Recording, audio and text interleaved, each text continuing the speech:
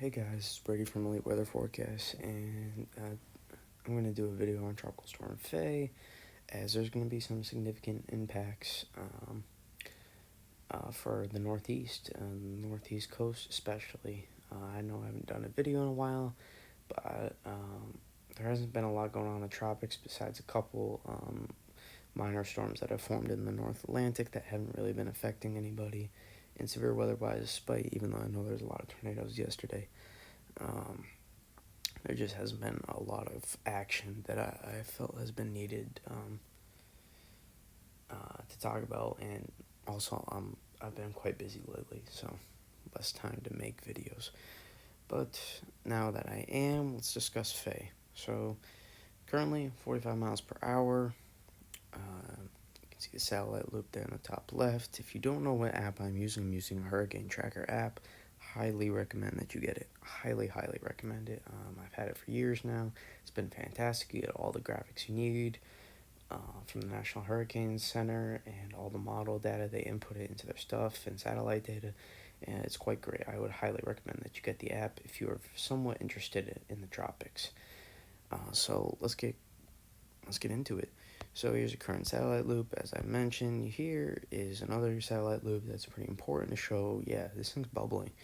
And if we had a more recent recon data, I'm sure they would have upgraded it to at least a 50 mile per hour tropical storm. But for now, we don't have that. So it remains 45 mile per hour tropical storm. And this is going to move up the East Coast.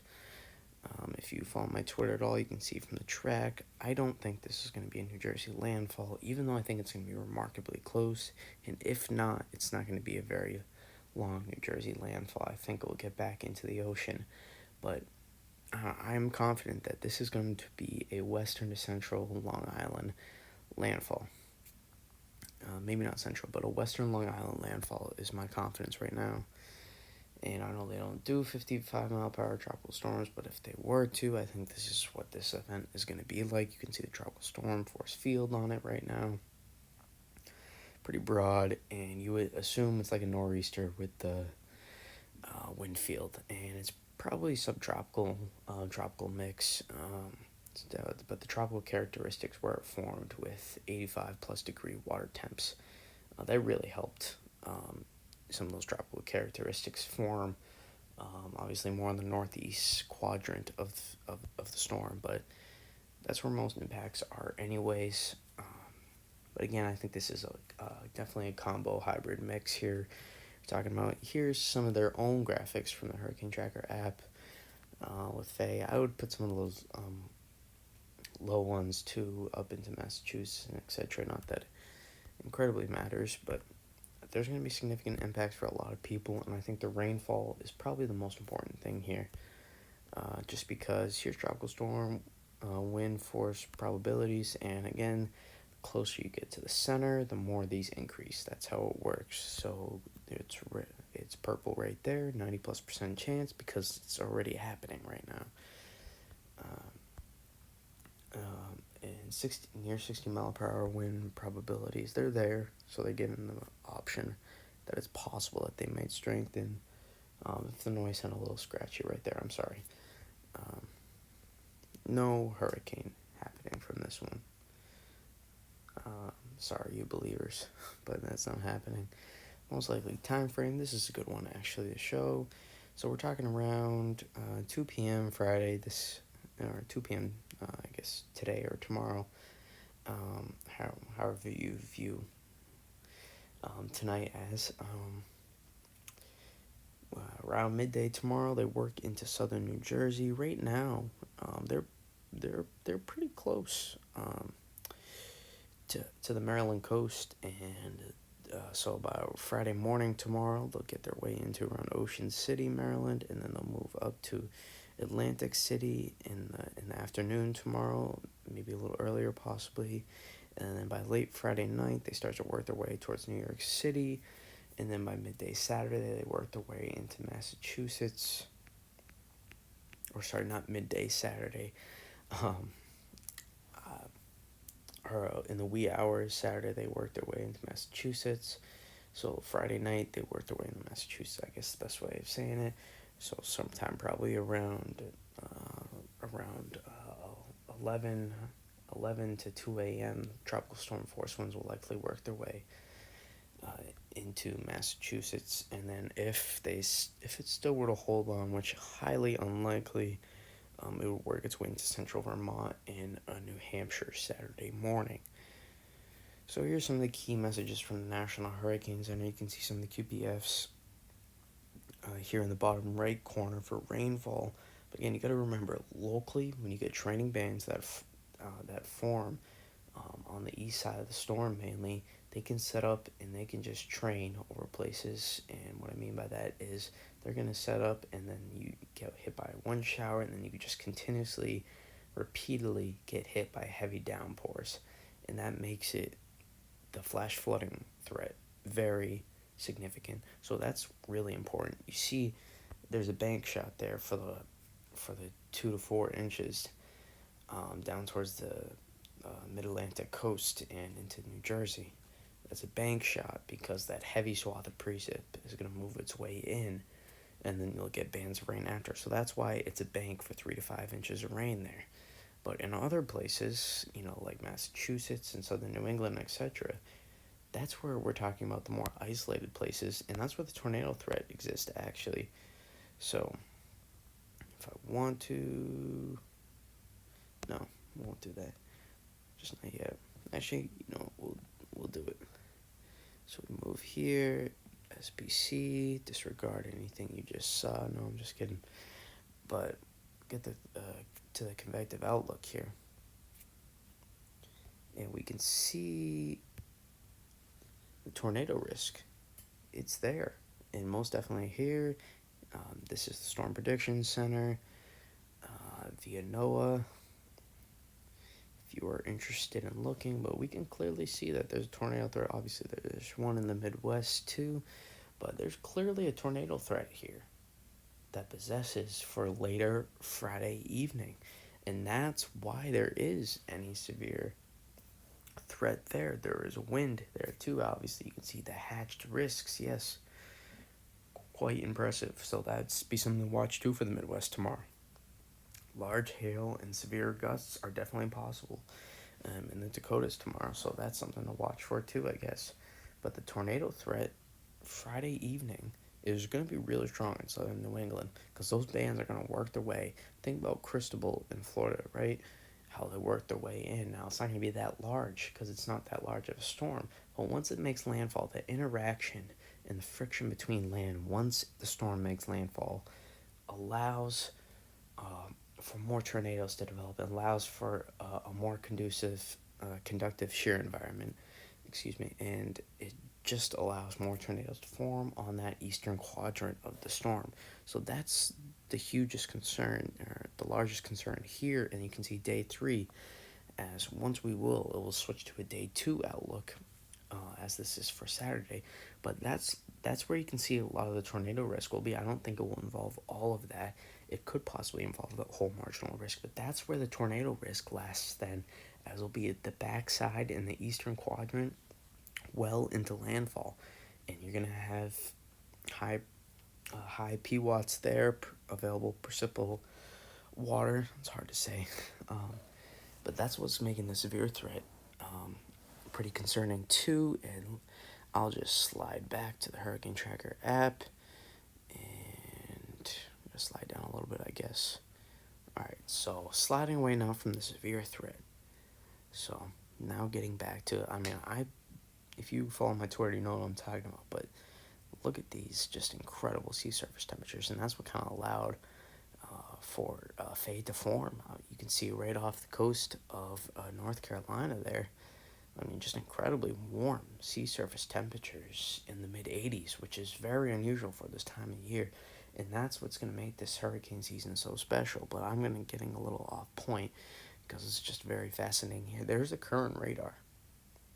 So you can clearly see once you get into that heavy precip, that's where those strong winds are able to be brought down in the atmosphere. And that's why the worst the same with squalls in these tropical systems. When you get into one of those squall bands too, the wind gusts increase as well. So that's why the threat modeling data is going to be able to pick up strong wind gusts in southern New England.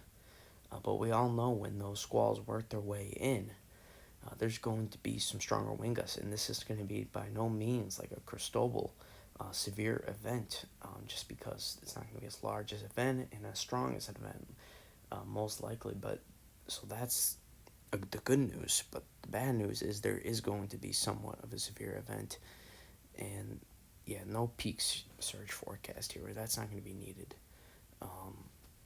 as there will at a maximum maybe there could be some maybe a foot or so in some places, but very very minor. You can see some of the spaghetti plots here. See some of the intensity. Look at all these storms now having it continuously increase. Only what 2 or 3 models here I see have it decreasing strength, which means they're struggling a little bit. But all of them have Fay continuing to increase. Most of them, about 2/3 of these models here. So that's a very clear sign that Fay is going to continue to strengthen to at least a 50-mile-per-hour tropical storm, it seems. So take that however you want to view it. Here's the GFS ensemble, and you can see it has it taking it very wide left.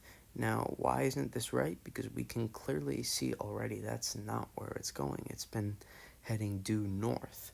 So I wouldn't make sure you take the GFS's word with a grain of salt. Maybe not due north, but almost due north, a little bit of westerly turn also. So northwest, but mainly due north. Fay has been turning its wheels. So you can see spaghetti plots. They're very wide left. But my best bet is this is going to make a very large impact on New York City, and I think it's going to make landfall just east of New York City. I think it's going to make a western Long Island landfall. That's my prediction. Now, I could be wrong, but that's how I'm looking at it right now.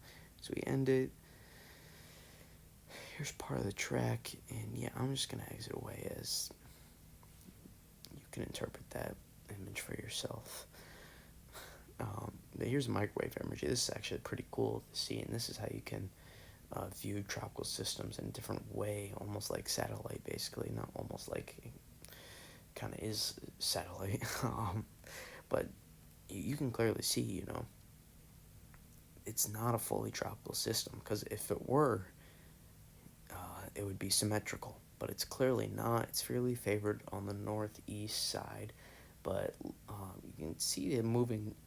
It's had some more push to the west and a little bit north. You can see now the band's forming a little bit more on the south side. That was not happening as much earlier today, but there is some of that more to give it some more tropical characteristics. And one thing that really allowed Fay to develop was the wind shear. Yeah, that made everything a lot easier for it to form. Virtually no wind shear. But as you see, as you approach into New England, there is a little bit more wind shear, and that's actually going to help severe development. And yeah, you can clearly see here just low wind shear, not a lot. And kind of cool to look at the upper level winds here too, and the vorticity. Yeah, that's how you can see how strong a storm is, and you can clearly see where Christina is in the Pacific. So I'll mention that just for a second. So it's a 70-mile-per-hour tropical storm right now, as I speak, and it's forecasted to strengthen into a hurricane. So you can clearly see that's stronger than Fay, and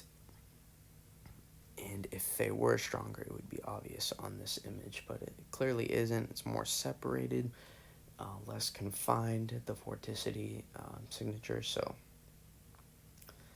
quite obvious that Fay is a significant impact, but not as strong as Christina in the Pacific, and not a 70-mile-per-hour tropical storm. And I'll try and wrap this up quickly here, but here's a quick look at the Saharan dust. This is what I love about this app so much. There's just so many good graphics that you can slide through for hours if you wanted to look into very in-depth. But we're clearly not going to do that. So here's a total precipitable water, and you can see it just churning and turning and turning in that counterclockwise action. It's hard to speak. It's late. but that's going to move its way north, and you can see, yeah, there's definitely some northwest movement. That's very obvious. Take a look. But again, that churning's very recent, because where to go back here. Um, this is almost 24 hours. So, lots happened with Fay in 24 hours, going from 20 mile per hour storm to now 45 mile per hour tropical storm. It wasn't even a storm, it was just an invest. It was just an invest earlier today, and it quickly ramped up within about a 12-hour span once that new LLC formed off the coast of Cape Hatteras. So, but I mean, that's a cool loop to watch, and but definitely some northwest movement there. But the center is clearly moving north-northwest, as we can see. So a little less due north than I was saying. But that just about wraps it up for now. Again, I don't want to scare anybody here, but there'll be some significant impacts for a lot of people, depending on where those bands of rain set up, and some people could see anywhere from 6 to even 9 inches of rain is not out of the question. Some people could end up with double digits if the band's set up in the right places. So those are the highest concerns for me, is the rainfall. Wind gusts along the southern New England coast could be anywhere from 30 to 50 miles per hour. Cape Cod, you're more of a 30 to 40 mile per hour gust range, I think. And Connecticut, you're more of a 40 to 50 mile per hour gust range. The Delmarva, again, 30 to 50 miles per hour remains the same. And then Long Island, I think that's where we see our highest gusts. And gusts 40 to 60 miles per hour, I think, are possible. In the southern Long Island coast, mainly the southwestern part of Long Island, that's where our strongest gusts are possible.